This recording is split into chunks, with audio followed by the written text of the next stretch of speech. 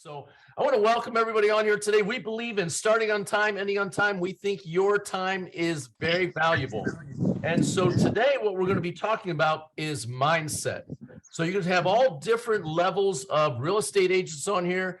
I'm going to have John, I'm going to go ahead and mute everybody and allow them to unmute themselves. Go ahead. All right, good. I muted everybody. Alex, when you're ready to go, you'll need to unmute yourself. But just have a nice, clean recording. And one thing that I've been doing real estate since 1997, been an entrepreneur before that. One thing I can tell you is that the great part about being a real estate agent is you get to be your own boss. It's glorious, right?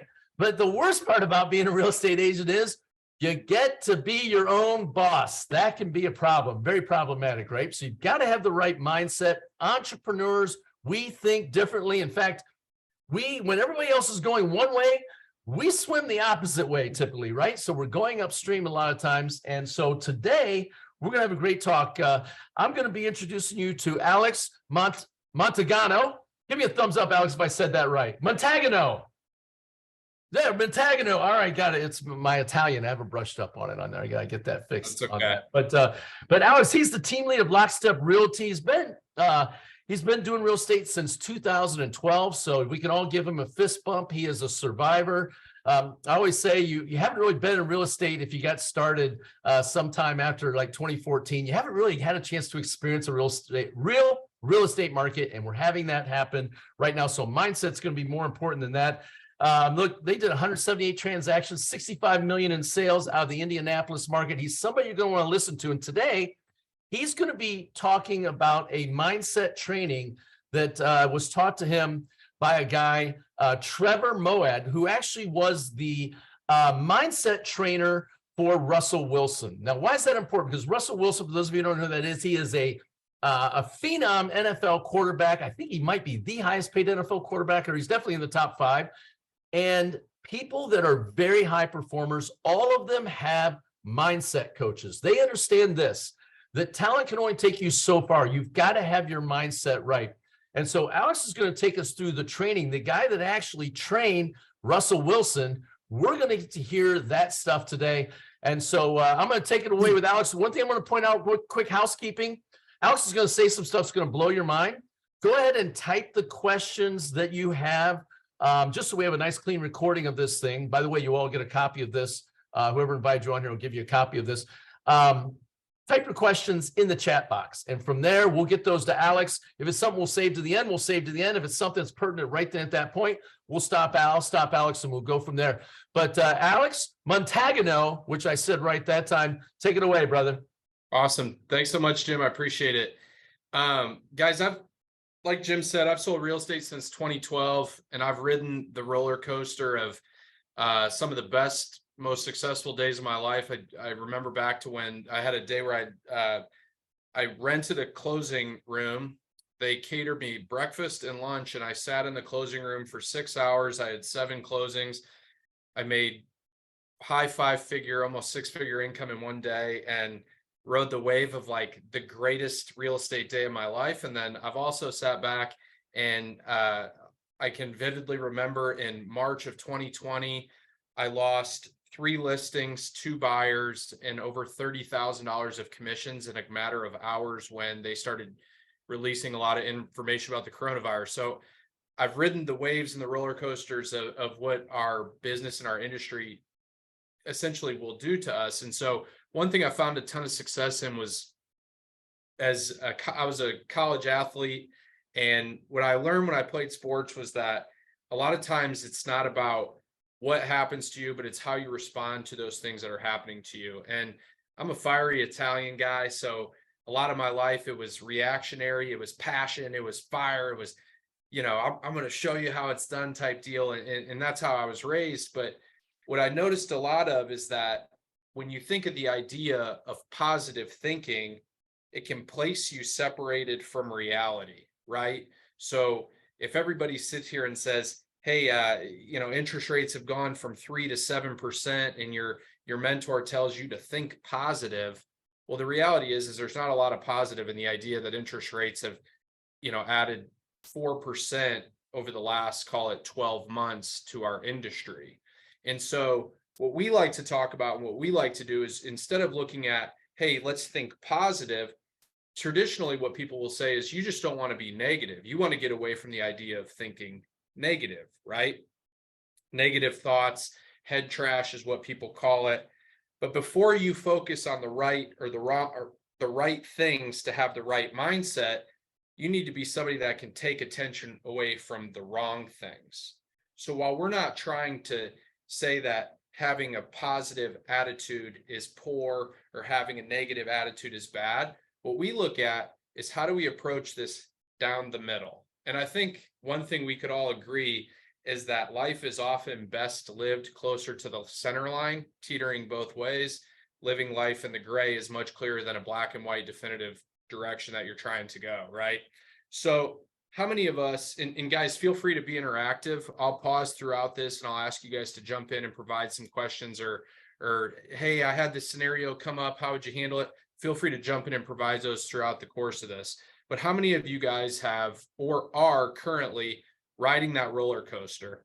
You've been working real hard with a client. You finally get them under contract. All of a sudden, they went out and bought a car. They got the inspection report back, and their dad says, I looked at the inspection report and all these things are wrong. And so you go from this, Candace's hand fires up. So you experience that, right? And what do? Your heart sinks, you're disappointed, you're discouraged, and then the next phone call rings and it's another buyer. And you answer the phone and you're down in the dumps and you're trying to artificially manufacture your energy to go help somebody. But the reality is that you're emotionally tied to the success or failure or the result of a transaction of which you have no control of, right? So the idea of neutral thinking helps you avoid that roller coaster. How do you stay flat on your course opposed to riding the ups and the downs, right? So I think when we look at this as people who are more than just traditional real estate agents, for me, I'm a realtor, I'm a team lead, I'm a husband, I have twins at home that are 10 months old. I'm a real estate investor. Oh, thanks, Jim. But if I go home, A round of applause for you looking so awake today, Alex. 10-month-old twins. Your wife must be doing all the work. She's probably the tired. She does a lot of heavy lifting, so I'm grateful for that. But if I go home with the attitude and energy of, hey, things are great today, I sold a bunch of real estate, or things are in the dumps, they raised interest rates, she's going to tell me, go change Michael's diaper. Alex, what are you making for dinner? What did you pick up for dinner? And the reality is that the highs and the lows of our life are artificially manufactured by results that we want to have. And so to answer the question that you probably all share is like, how do you celebrate success, or how do you operate into the neutral space? And what I would tell you is, while you're navigating through these things, it's important to acknowledge what the success is. But guys, if we look at our job for what it is, or we look at our opportunity in our business for what it is, my team had a great week last week. I was in Florida on the beach. We sold 8 houses. I had to work a little bit and I got back, and one of our team members was like, Alex, our team has 23 pendings. I said, that's awesome. That's what our expectation is. That's what our standard is as a team. We should have 23 pendings. Great job, everyone. Go back to work and do your job. And so what the traditional mindset of our business is, and I talked to a realtor about it yesterday in Indianapolis, he goes, I need to figure out how to get away from the idea that I penned 3 deals, I then work on the transactions, I ride the ebbs and the flows, then I close them all and I have no other business. And it's because we glorify the success and then we stop the work that we're doing that's required of us. So our team had 8 pendings. And if we take all week to celebrate the 8 pendings, that's 7 days that you didn't do any work, which will automatically create a blip on your radar accordingly when that time comes, right? So how do you then, when you look at neutral thinking, oftentimes it's like, well, I want to celebrate good, but it's how do you avoid feeling bad? And our industry does not care. They don't care how you want to feel. They don't want to care how positive you want to be. It will kick you in the teeth and it'll kick you when you're down, and it will bury you if you let it. And then you get to carry that into the bills that you pay, the family events that you get to do. And so what I like to talk about with our team is something called adversity tolerance. When stuff is hard, how do you react to it? And oftentimes somebody on our team will just say, Alex, like, you don't even blink when the adversity arises. And the reality is, guys, is like, we don't have control over what those things are or how or when they happen. So right now we have 23 pendings. And a guy on our team and I were talking yesterday, and he's like, man, I feel like we're working with some of the most challenging agents we've worked with all year. Well, we have 23 pendings. Do you want to have 23 pendings? 23 all good pendings? Change how you feel about what a good transaction is. Are our clients happy? Are we moving forward? Are they moving in the right direction? Are we providing the facts and letting them choose what they ultimately want to do? Because when we get on the roller coaster, we put our clients on the roller coaster, and that's when the ride sucks for everybody. And that's not what our job is. We are not emotional coaches, trainers, whatever you want to call it. So who has questions? Who has some stuff to jump in and ask about transactions that they have or how they feel about it? And if not, I can keep rolling or whatever you guys want to do. I love what you said. If you celebrate too much, you can take your foot off the gas because you're too busy living in the past on that instead of the present on that. I like that. Take a little bit of time to celebrate, but maybe shrink it down. I love that.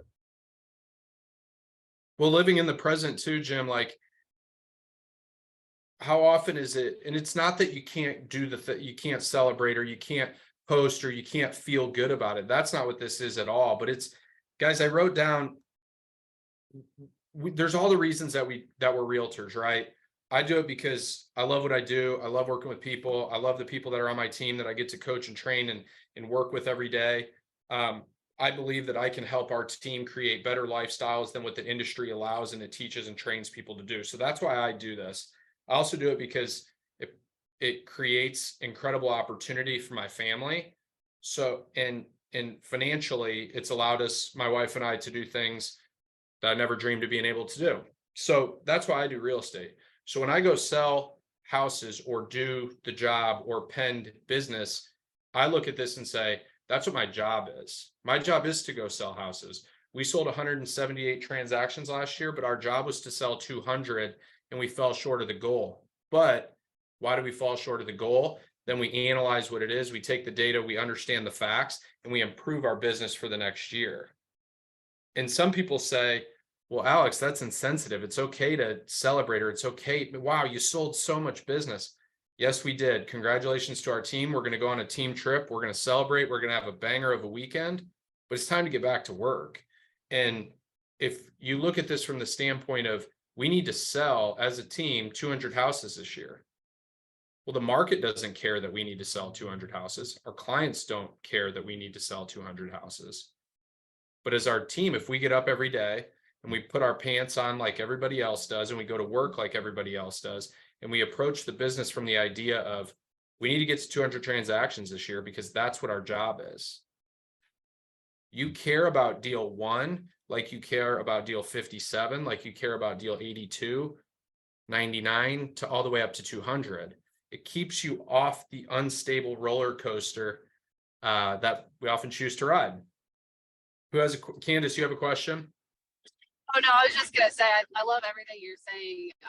I'm 4.5 years in the business, and I remember the beginning, like my first year, it was an emotional roller coaster. I was a hot mess. Like, my family hated being around me because I was really celebrating the highs and really, letting the lows get to me. And I had a recent situation, definitely not going to go into detail, but listing essentially fell apart, and it was because of, reasons that I had no control over. And it was about a 2-month out, drawn out process. And I mean, I could have totally just let it get to me and get me down, but I've gotten to that point in my mindset where I'm like, you know what, it's what real estate is. It's the highs, the lows, and everything in between.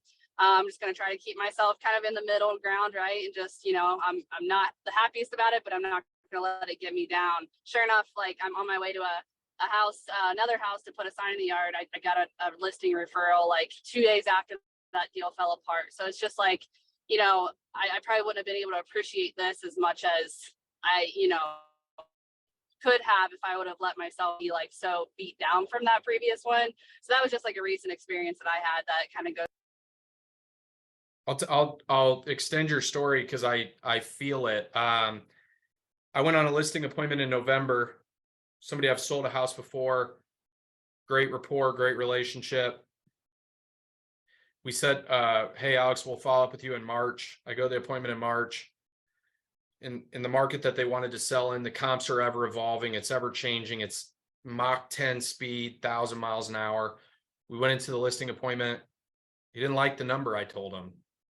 Oh, sorry. The comps today will be different tomorrow. You're not listing for 45 days. You need to understand that.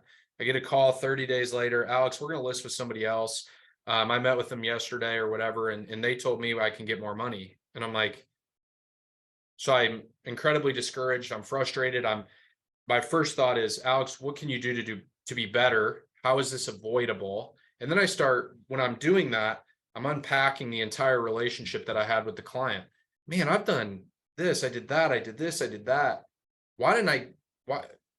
This is about money. You didn't think to pick up the phone and call the trusted advisor that you have. But then I look at the other side of it. What is the listing history of this client? They did this before I met them. They did this before I met them. They did this before I met them. They did this before I met them. And so instead of looking at this and going, Alex, you failed. You screwed this up because you did this or you did that and you lost a big opportunity. I look at this and say, I could have developed a better relationship, better rapport with the seller. And honestly, this is probably somebody I don't want to work with. I don't care what the price of it is. And so is this a me problem? I don't know. I leave it knowing here's some things I could do better. Here's some lessons I could teach my team. Am I discouraged I didn't get the listing? Yes. Am I going to let that impact anything else with the rest of my business? No. And since that happened, personally, my business has, I think, doubled over the course of the last 30 days for the course of the year. I feel like those teaching moments make me a better leader, but it also keeps me grounded as an individual in the business. We're ever as good as we think, and we're never as bad as we think. And I think it's important to continue to recognize those things. Anybody have anything else? I love what you're saying on that, Alex. My mentor taught me that we don't have bad years or bad months or bad weeks or even a bad day. You have a bad moment when you can learn to, like, for example, what happened to you there. That was just a bad moment and we can lament it, but the shorter you can shrink that time of lamentation, right? Shrink it down, give yourself 5 minutes to do whatever you do, punch walls, cuss, whatever you do, or, go into meditation or something to get it out, but get it out and then move on, right? It was a bad event. It's not, you don't let it ruin your whole day and you continue on. So I love it. So I think there's 2 books that Trevor Moad wrote, and Trevor, like Jim said, was a mindset trainer. He was a mindset trainer for Alabama football, Georgia football, Florida State football when Jameis Winston was there and they won a championship. He worked exclusively with Russell Wilson. And so like when you look at that and you say, yeah, who cares? What is the significance of that? You can rewind those times that he was there, and all of those schools are powerhouse national champions. And honestly, like far and away separated from anybody else in the competition that they are in. So the significance for me was like, I'm going to read the book. I read the book and I start like trying to unpack and relate it relative to our industry. And the first book is called It Takes What It Takes. And the second book is called Getting to Neutral. And you don't have to read one before the other, but it would help if you read them in order. It'd give you a little bit of understanding and background on the author and the stories behind it. But as I go through this and like, it's funny, I was telling you guys, my wife and I, we have twins, they're 10 months old. And at one point my wife said, Alex, did you ever think, like we went through a stretch where my daughter would not sleep at night and she was kicking both of our butts. And those of you that are parents know the feeling I'm talking about. And my wife goes, did you ever think it would be like this? And I was like, well, I never really thought of what it would be like at all. I just knew that we were going to have 2 kids and we had to figure out how to do it. And, I think it's fair to make the assessment, like, I'm a business owner. I own 16 rental properties. Our team has 12 people on it. If I spend time worrying and manifesting a fear of what parenthood is like or what my business is like, I'm doing a disservice to other people that are counting on me because I'm artificially manufacturing feelings about something that don't exist. The saying, and I truly believe this, we suffer more in imagination than in reality. How many of you see the call from a client, see the call from a realtor and go, oh, I know what this is going to be. And then get off the phone and go, oh, that didn't go how I thought it was. That went way better. It's because the expectation. Go turn on the news, go get on Instagram, go get on Twitter, Facebook, whatever you want. There is trash information, negative feelings. People are begging to pull you down all the time. If you consume that, or if when you consume it, you believe it and you retain it. But it's the people that can factualize the events, that can, the making decisions in your life or operating your decision or your conversations with clients or friends or how you run your business or how you're going to manifest your life and run your life, make decisions without emotions. Put the facts in front of you and decide on that. And societally, we've gotten away from that. Like, if I go home and I eat a cheeseburger every single night for dinner and then chips before I go to bed and drink 2 beers and I'm 20 pounds overweight, it's not misfortune. It's the fact that I make poor decisions after 7 p.m. every single night. And we don't want to accept that. And so it's understanding those facts. So it's like, we get geeked up about our success and we want to celebrate, but then what do you do? And when stuff happens, how do you move forward? And the book refers to it as a downshift.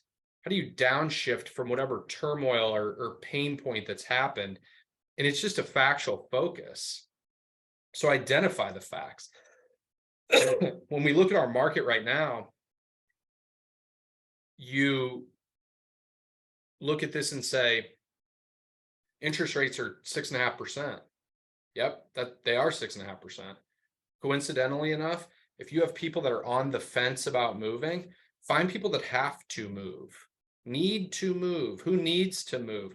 Job promotions, family changes, income changes, death, disease, divorce, hard conversations to have, hard realms to work in. You see a client that had a baby, lifestyle change, boom, call them. Don't call them to ask if they need to move. Call to celebrate their success. Celebrate the fact. Let them ask you about moving. Hey guys, we had our second kid. We don't have any room in our house anymore. But we look at our market and say, sales are down. Oh my gosh, it's turmoil. It's actually not. It's your opportunity right now to grab substantial market share that you can change your career trajectory for the rest of your life.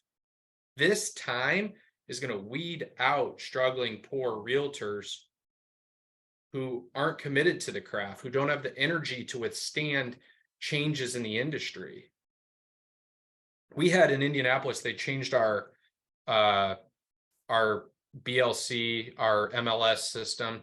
And so it was like the market had interest rates at 7, and then they changed that. And there were people that were legitimately like, I don't have the stomach to deal with this crap anymore. Cool, I'll take your clients. Because those people still need to move. And does the system suck? Yeah, it sucked when they launched. It wasn't any good. Whoever learns it the fastest is going to have the most success. So somebody figure it out. Call the spade a spade and move your business forward accordingly. Who has questions? Who has something else to provide and jump in? I heard you say something earlier. I was going to add to that, and then I'm going to let Melvin go on this. But pain is inevitable, but suffering is optional.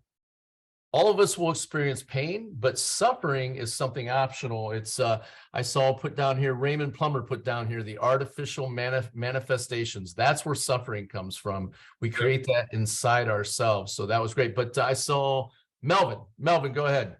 Yes, thanks for sharing, Alex. My question is, you've been trained by the best. Trevor seems to be on the top of the game when it comes to coaching. Did he talk to you about any steps to doing daily mindset routine type things? And also, you gave us a couple books that he wrote himself, but did he give you any other books to read? And lastly, anything on time management? So to be clear, I was not coached by Trevor. I read his books, followed him on Instagram, read a lot of his stuff, and got into that. So not a personal relationship on that front, but reading the books, what's cool about it is you read the books and you kind of feel like, oh, these are very relatable. This, I can tie this to my life. I can learn a lot and understand that stuff. So to answer that, your second question was any books to read? Yeah, any books? So yeah, so when I went through a stretch in our business, I went through massive growth, and I was young. I started in the business when I was 25, so I was fortunate. The only distractions I had in my life were which bar I was going to at night and what stupid decision I was going to make. And I had my family that lived a couple hours away, but what I had committed to at my age was I'm going to build a recession-proof business, and then I'm going to build a business that allows me to be a present husband, and then I'm going to build a business that allows me to be a present and present parent when I have kids. And so I said yes to every opportunity in our business up until I met my wife. And I lost relationships, I burned through friendships, and I did that with the standpoint of like, I have to build my business. I'm not recession proof yet. When the recession comes, I need to be ready. So I kept building and building and building. So while I was doing that, the strain and the stress of the success that I was having was awful. Like I would just lay there at night and stare at the ceiling and think, this client's going to call me in the morning and complain about this inspection. I'm going to deal with that. And candidly, like I was an emotional mess, but I was doing 50, 60, 70 deals a year with an admin, showing houses, humping it like crazy, unsustainable. And honestly, it wasn't enjoyable. I would just look and go, if I get to the end of next week, I have 5 closings and I'll feel a lot better. And so I got into Stoicism, Ryan Holiday, the Daily Stoic. You can look up a lot of stuff around that. A couple of his books I have in here. One is called Ego is the Enemy. One is called The Obstacle is the Way. If you look up Ryan Holiday in his books, he talks a lot about you just treat the facts like the facts. So I have a bad inspection. You have an inspection with challenges in it. Does your buyer still want to purchase the home? Yes. Okay. Let's navigate the inspection. What are the challenges? This goes back to what I said earlier. If you open up an inspection and it's a disaster and you tell yourself it's a disaster and you tell the buyer it's a disaster, your emotional tone and the approach that you put into it is an inspection report with challenges in it. That's what it is. Call it what it is. Oh, it's a bad inspection. Based on what? Because if you have a seller that will fix every single thing in the report, but you've already scared the hell out of your buyer, you've ruined the deal because of your personal touch that you wanted to put on it. Hey, this is a challenging inspection. Do you still love the house? Well, yeah, if I can get the seller to do it. Well, the seller's motivated to do it. Cool, let's do it. That seems like an easy inspection negotiation to me. Another good book, and I haven't unpacked it all the way. I just started listening to it. That he wrote. It's called Discipline is Destiny. Every realtor should read that because we're probably one of the most undisciplined industries. And I mean, societally, discipline is frowned upon these days, but I think like that's another great book to read. And I've started it. It's electric. It is fascinating. It's awesome. So yeah, those are some books. And then you had one more question. What was the last one you had? Time management. Jay Nelson told me this once, and Jay probably, I feel like Jay and Stephanie Gillison are a couple people that do more with a 24-hour day than anybody I've ever seen. Show me your calendar. You want a time management thing? Show me your calendar. You don't have time. You're having a hard time. You don't know how to do. When do I cold call? When do I prospect? When do I go to the gym? Put in your calendar. What gets tracked, what gets in your calendar gets done. What doesn't gets overlooked. So I would say I've had a real estate coach, a couple different ones, but the one I've had now, I've had for 5 years, and it's always, Alex, you're not going to the gym because it's not in your calendar. Alex, you're not doing the tasks that we talked about you being committed to because it's not in your calendar.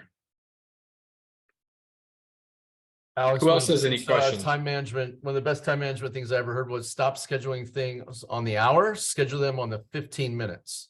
Oh, Top yeah. performers in the world block their times out in 15 minutes. That's how tight they have their calendars. Like, I'm not eating lunch for an hour. I'm eating lunch for 30 minutes or 45 minutes. What are you doing with those other 15-minute blocks? If you see how many 15-minute blocks during the day you waste and you add those up at the end of the day, you realize you wasted 3 hours.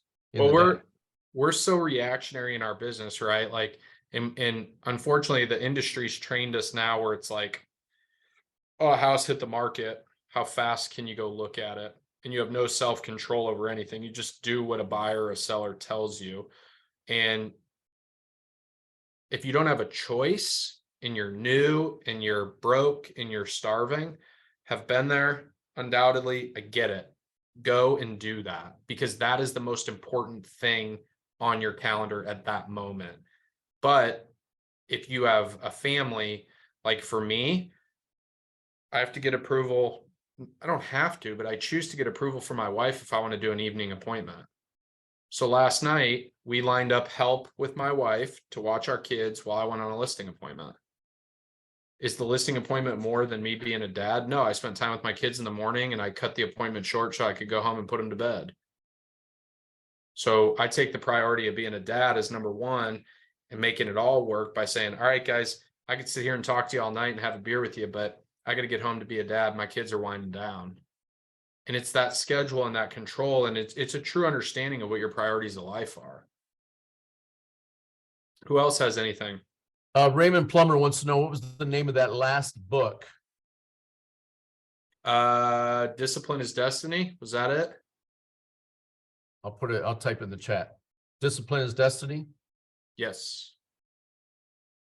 Ryan Holiday is the author. It talks about, he's got a handful of books, all different types of stuff, but it all helps with the emotional side of what life is.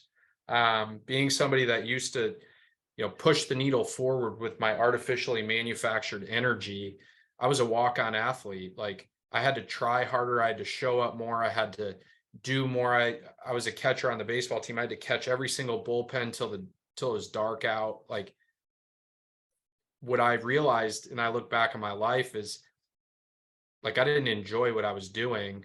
And had I stepped back and just called it what it was, Alex, you need to do this, and here's when you do it. Here's when you need to go do that. Here's when you get to have fun. Here's why you play baseball.